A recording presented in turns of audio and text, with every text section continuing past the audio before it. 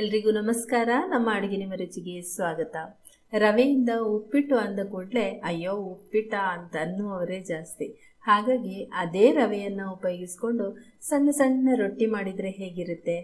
ತುಂಬ ರುಚಿಯಾಗಿರುತ್ತೆ ಹಾಗೂ ತುಂಬ ಬೇಗ ಕೂಡ ಆಗುತ್ತೆ. ಈ ಸಣ್ಣ ಸಣ್ಣ ರೊಟ್ಟಿ ಮಕ್ಕಳಿಗೂ ಕೂಡ ತುಂಬ ಇಷ್ಟ ಆಗುತ್ತೆ. ಬನ್ನಿ ಹಾಗಾದರೆ ಈ ಸಣ್ಣ ಸಣ್ಣ ರವೆ ರೊಟ್ಟಿ ಮಾಡೋದು ಹೇಗೆ ಅಂತ ನೋಡೋಣ. ಮೊದಲಿಗೆ ಒಂದು ಪಾತ್ರೆ ತಗೊಂಡು ಅದರಲ್ಲಿ 1.5 ಕಪ್ನಷ್ಟು ಉಪ್ಪಿಟ್ಟಿನ ರವೆ ಹಾಕ್ತಾ ಇದ್ದೀನಿ. ನಂತರ ಅದಕ್ಕೆ ರುಚಿಗೆ ತಕ್ಕಷ್ಟು ಉಪ್ಪು ಸೇರಿಸ್ಬಿಟ್ಟು ಇದಕ್ಕೆ ಬಿಸಿ ನೀರನ್ನು ಸೇರಿಸ್ಕೊಳ್ಬೇಕು. ಮೊದಲೇ ಒಂದು ಸ್ವಲ್ಪ ಬಿಸಿ ಆಗಿರುವಂತಹ ನೀರನ್ನು ಇಟ್ಕೊಂಡು ನಂತರ ಈ ಬಿಸಿ ಬಿಸಿ ಆಗಿರುವಂತಹ ನೀರನ್ನು ಇದಕ್ಕೆ ಹಾಕ್ಕೊಂಡು ಚೆನ್ನಾಗಿ ಮಿಕ್ಸ್ ಮಾಡ್ಕೊಳ್ಬೇಕು.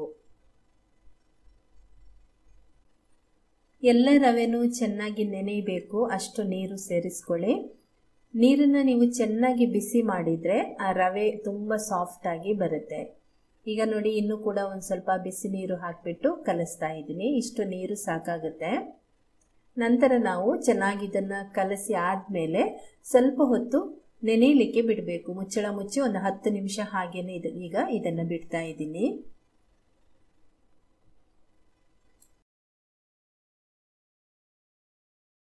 ಹತ್ತು ನಿಮಿಷದ ನಂತರ ರವೆಯನ್ನು ತೋರಿಸ್ತಾ ಇದ್ದೀನಿ. ನೋಡಿ, ನೀರನ್ನೆಲ್ಲ ಇದು ಹೀರ್ಕೊಂಡು ಈ ಥರ ರವೆ ಎಲ್ಲ ಮೆತ್ತಗಾಗಿದೆ. ನೋಡಿ, ಈ ಥರ ಬಂದಿದೆ. ಈ ರೀತಿ ಬರಬೇಕು.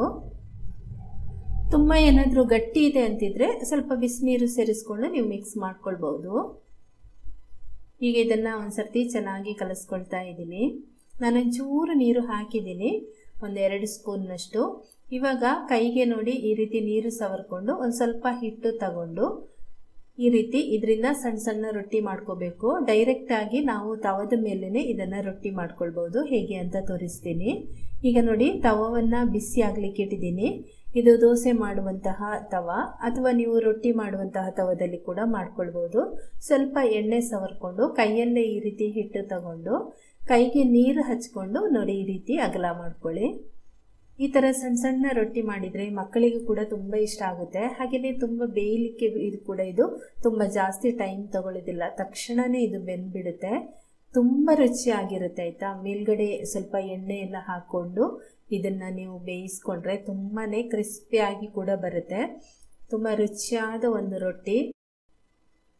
ಒಂದು ಸೈಡ್ ಬೆಂದ ಮೇಲೆ ಮೇಲ್ಗಡೆ ಈ ರೀತಿ ಒಂದು ಸ್ವಲ್ಪ ಎಣ್ಣೆ ಹಾಕಿಬಿಟ್ಟು ಅದನ್ನು ತಿರುಗಿಸಿ ಹಾಕಿ ಬೇಯಿಸ್ಕೊಳ್ಳಿ. ಎರಡೂ ಕಡೆ ಚೆನ್ನಾಗಿ ಕೆಂಪಗಾಗೋ ಥರ ಬೇಯಿಸ್ಕೊಂಡ್ರೆ ತುಂಬಾ ರುಚಿಕರವಾಗಿರುವಂತಹ ಗರಿ ಗರಿ ಆಗಿರುವಂತಹ ರೊಟ್ಟಿ ರೆಡಿ ಆಗುತ್ತೆ.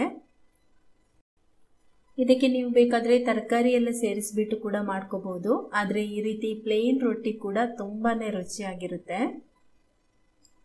ಉಪ್ಪಿಟ್ಟು ಮಾಡಿಕೊಟ್ರೆ ಅಯ್ಯೋ ಉಪ್ಪಿಟ್ಟ ಅಂತ ಅನ್ನುವವರೇ ಜಾಸ್ತಿ. ಅಂಥವರಿಗೆ ಈ ರೀತಿ ರವೆಯಿಂದ ರೊಟ್ಟಿ ಮಾಡಿಕೊಡಿ, ತುಂಬ ಇಷ್ಟಪಟ್ಟು ತಿಂತಾರೆ. ಇದು ಚಟ್ನಿ ಜೊತೆಗೆ ತುಂಬ ಚೆನ್ನಾಗಿರುತ್ತೆ. ಹಾಗೆಯೇ ಪಲ್ಯ, ಗೊಜ್ಜು, ಸಾಂಬಾರ್ ಜೊತೆ ಕೂಡ ತುಂಬ ಚೆನ್ನಾಗಿರುತ್ತೆ. ತುಂಬ ಬೇಗ ತಿಂಡಿ ಮಾಡಬೇಕು ಅಂದರೆ ನೆನಪಾಗೋದೇ ಉಪ್ಪಿಟ್ಟು. ಆದರೆ ಇದು ಎಷ್ಟು ಬೇಗ ಆಗುತ್ತೆ ಅಂದರೆ ಉಪ್ಪಿಟ್ಟಿಗಿಂತಲೂ ಫಾಸ್ಟಾಗಿ ಆಗುತ್ತೆ ಅಂತ ಹೇಳ್ಬೋದು. ಇದಕ್ಕೆ ರವೆ ಹುರಿಯೋದು ಬೇಡ. ಹಾಗೆಯೇ ಉಪ್ಪಿಟ್ಟು ಇಷ್ಟಪಡದೇ ಇದ್ದವರು ಇದನ್ನು ಇಷ್ಟಪಟ್ಟು ತಿಂತಾರೆ ಕೂಡ. ಖಂಡಿತ ನೀವು ಇದನ್ನು ಟ್ರೈ ಮಾಡಿ ನೋಡಿ. ಸೂಪರಾಗಿ ಕಲರ್ಫುಲ್ ಆಗಿ ಬಂದಿದೆ. ಕಟ್ ಮಾಡುವಾಗಲೂ ಎಷ್ಟು ಬೇಗ ಕಟ್ ಆಗುತ್ತೆ ನೋಡ್ಬೋದು ನೀವು. ತುಂಬಾ ಚೆನ್ನಾಗಿದೆ. ರುಚಿ ಕೂಡ ಅಷ್ಟೇ ಅದ್ಭುತವಾಗಿದೆ. ಖಂಡಿತ ನೀವು ಇದನ್ನು ಟ್ರೈ ಮಾಡಿ. ಈ ವಿಡಿಯೋ ಇಷ್ಟ ಆಗಿದ್ರೆ ಒಂದು ಲೈಕ್ ಮಾಡಿ, ನಿಮ್ಮ ಪರಿಚಯದವರಿಗೆ ಶೇರ್ ಮಾಡಿ.